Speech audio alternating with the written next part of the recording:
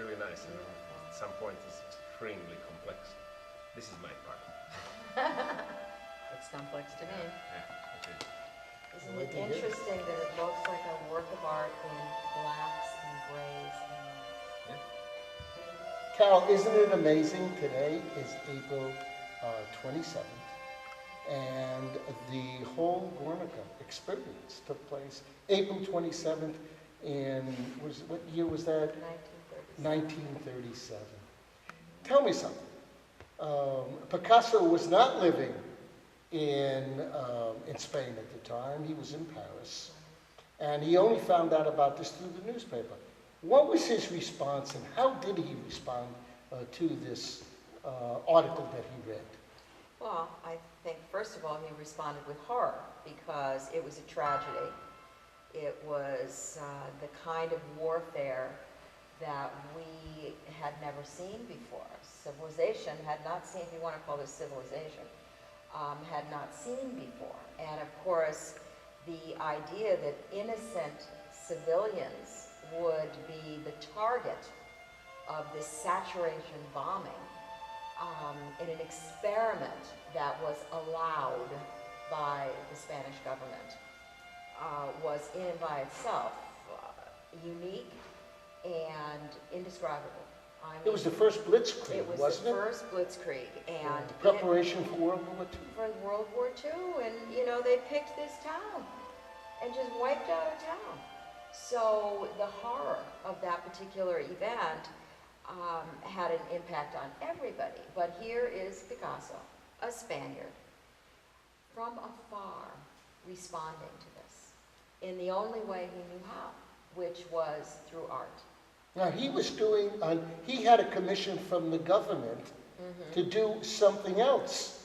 Yes. And he wasn't, from what I've read, he wasn't inspired by it at all. And when he threw it out, dove into and this. decided that this was going to be his response, and he was going to make it as horrible as the event itself was. And he was going to try to capture what happened in that little town.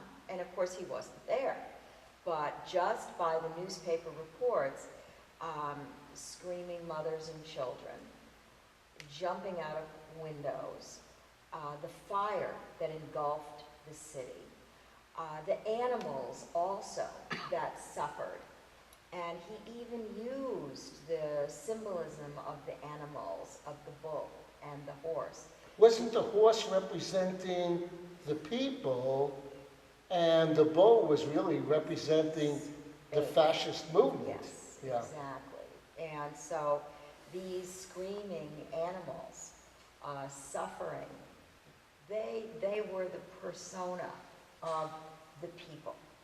And whether they're good or bad or what side or how you want to interpret doesn't matter, because everybody is screaming with the fires and the bombs falling on this particular city. 1,600 people killed. Yeah. Yes. There might be deeper meaning of animals as well. On Absolutely. other level, for example, apocalyptic animals. Bull, lion, Yes, horse. the Yes. horse. No, so it's Yeah, there are apocalypse. many, Yes, For the many, that's right. many layers of symbolism in this painting. And I thought what was really interesting about it, you know, it's huge, it's a mural, a wall mural, and it was going to be displayed in a world exposition, but also that he uses the grays, the whites, the blacks as representative of newsprint, not only of mourning, but of course those are the colors of mourning, but also because he heard about this through the newspaper. So it was saying to the people, look, I'm giving you my newspaper. I want the world to know that this happened. So this is my newspaper.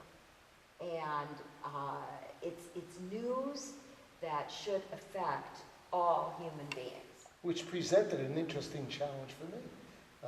Choosing to do a work called the Guernica Piano Cocnerto. When Kemal asked me to write a piece for him, I was driven by two things. Number one, the fact that I knew that this piano player could play anything I wrote. That's a joy for any composer. Number two, the painting was one that I was touched as a child when my sister took me to the Modern Museum, where it was until 1982, I believe. And I saw this. I was overcome with it as a teenager. And that always stuck with me. And so that when Kemal comes along and says, write a piece for me, and I know he can do anything I could write, well, fine. I will now use the Guernica like I've always wanted to as the subject matter for this. Even though we should understand, I didn't try to do the painting. Right. You know, I was driven by certain things when Kemal talked to me about the opening. Do you remember that? Yeah, actually we discussed the genesis of a piece because first it was a piano concerto per se. And then, you know, when we had a chance of discussing what form would it take and what content, I wanted something to be in line with what Fred was doing before, but new, of course. And his subjects were always, in a sense, universal and something that humans can identify with, like a prayer or a lament, like his cello concerto Lacrimose or Kaddish or something else. So look, I would like some universal, strong subject. I wasn't specific because I can't tell composer what to write exactly, but we know the thematics, you know. And then he chose Guernica as such, and we discussed the outline like a classical. It's back to roots in a way, because some good things need to be preserved always. Like we can go experimental, but I think there has to be a structure. So it is a three-movement concerto, and we discussed possibilities of each movement. And so, for example, what I asked was minimum requirement from me that I would like to see in the piece. So I would like to see some more spectacular piano writing, which Fred provided. I asked for interesting opening. I asked for the second movement to have a tune. In Prague, the second movement, which I labeled this morning, what did they call it? They called it, I forgot the word they used. They used another word rather than mourning. It was grief. They used the word grief. And then they came to me and said, do you mind if we use the word grief? I said, you can use whatever you want. I'm not going to use it on the record. Yeah. But whatever is more idiomatic. well, to maybe me, grief to them is mourning, yes, in a way. You know. But yes, and that's what it really say. was. But yes, that's what we try to achieve. And that's where you wanted that specific kind of a melodic line. I remember asking you to write a long, spun-out melody, because in most of modern pieces we don't have that. You know, we have a kind of stop-and-go thing, you know, Right. effects. And I think, you know, melody is still one of the most important things in music. When it comes, even when we write super modern music, it has to have a melody. Sensible. I personally like it in second movement, and I think you provide a wonderful Sephardic flavored tune, which comes on the background of this A minor progressions with the piano motive. And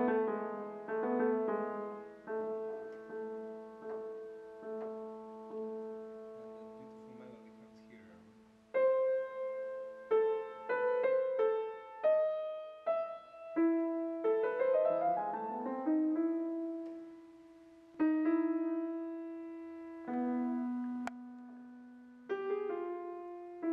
This melisma, like Middle Eastern. Again.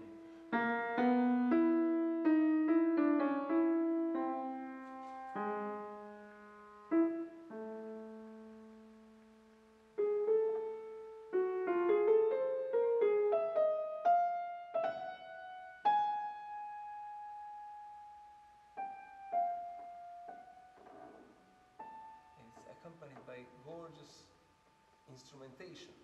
And that's the basis of the whole second movement. Yeah, there's a base of second. We discussed the opening where I wanted some kind of piano cadenza which gradually develops. An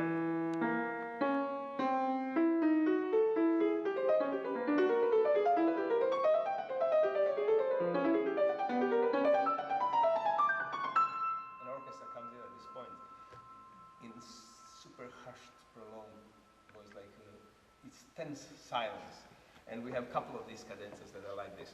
And then we discussed the outline of the third movement, which had to be, I wanted, you know, a lot of modern composition have a stop and go, like there's something accumulating, then there is a break, then a rest. And I wanted continuity. So oh, before you give away the third movement, let me just explain one thing with regard to the painting. The Raging Bull was the one thing I had in mind when I wrote these passages throughout. Do the ones where you do it in both hands. Remember that long section? Yeah, you can hear that kind of intensity going. And this guy never misses a note. So he goes like mad, you know. And then we get the hushed tones of the orchestra. Now what I did to give us that hushed feeling, normally you have first violin, second violin, viola, cello, bass. I subdivided it into 16 parts. So they're sort of like out of space.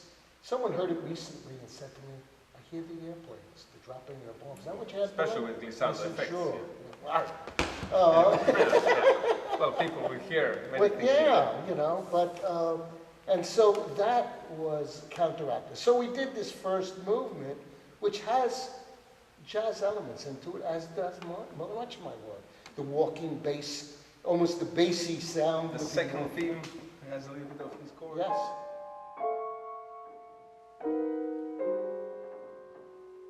These chords come from jazz. Yes. Yeah. Now I've listened to an awful lot of Oscar Peterson, and has had a tremendous impact on my writing. And that passage was something I heard something like it in Oscar Peterson's playing. You know where I heard Oscar Peterson? You're right. You never told me this, but I heard it in these 2 octaves apart sections. Because he had an extremely strong left hand. Very few people could match what he could do with left hand. So he was very comfortable playing in, I would say, 2 octave unison, let's call it that way, for a long extended period. I was thinking, this reminds me of Oscar Peterson. I don't mind. I was born left-handed anyway, so it's okay. But and to me, he was just an amazing pianist. He was great. And so it did have, that whole passage was one that stuck with me in something else he did in the middle of a jazz chorus. Very good, very good. I am very pleased with that. You know, thinking of Oscar Peterson, it's interesting. He started as a classical pianist. Did he really? Yeah. Well, most it's of one of the reasons why he had that fantabulous technique. That's true. That's true. And then what I recall also as an interesting feature, there's some very dark things, as they should be in the first movement, which in your picture of things, the second movement is actually very tonal. The third movement is also very tonal. The second is in A, the third is in D. Let's speak a little bit loosely. But it's very hard to say what he, if any, will be the first movement. So I think it's some deeper strategy of a chaos at the beginning, organized chaos. Well, I tend to use tonal centers. Yeah. Forget keys. Keys went out many years ago, but I do gravitate towards a pitch, an E or an E or something. Which I couldn't hear in the first movement. No, it was all over. Yeah, but I like the sections that are extremely dark, like something like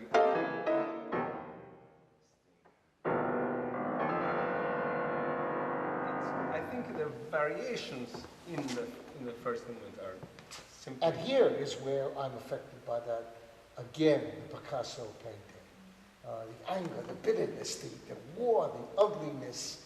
I wasn't trying to write pretty music in this first movement. It was a lot of violence, and when you heard those bang, bang, bang, boom, it was all over the orchestra. And then all of a sudden he imitates some of that on me.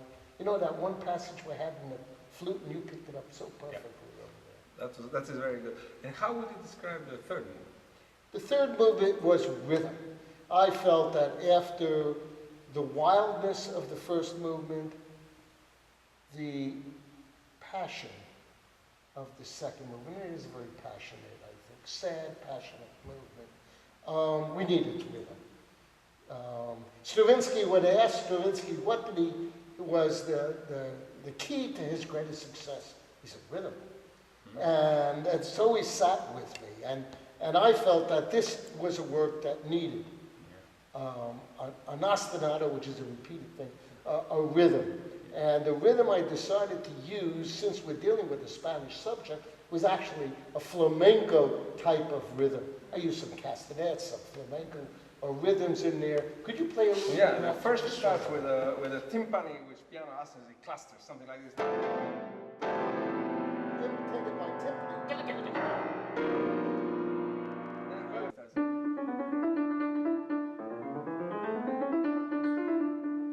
He wanted me to write a fugue in there. He came to the house, he plays it for me. A little bit of fugue. So that night, he came back a couple of nights later, and I called you and I said, forget the fugue. Yeah, but we got a little bit of that. I did a little imitation and a little bit of Mozart in there. Play a little bit of that. Yeah, that was, yeah, this part.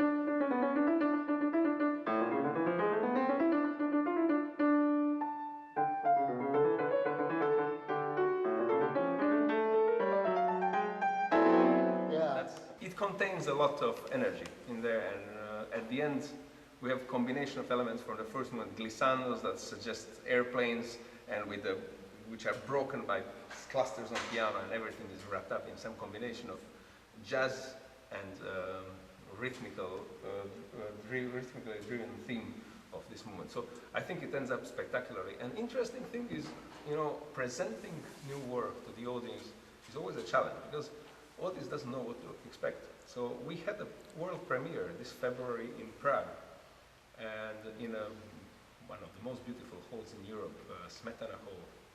And frescoes. You as an artist, love the frescoes on the very nice. The full hall packed, 1,200 and people. It was received with incredible enthusiasm, which I was hoping for, but I cannot say that you never know with the premiere, how people will react. I was hoping, based on the content of the piece, I believed in it, that's why I played, deeply involved in it. But you never know. People, many times they misunderstood the works of art that appear for the first time, and we've seen more often than not. And so it was met with great success, and I think it does communicate on some elemental level. I must tell you, the most joyous feeling for me as the composer, the next day we went to record it. There was 3 intensive hours without a stop. We really worked. And when it was all over, the orchestra stood up and applauded me. And I felt like $1 million,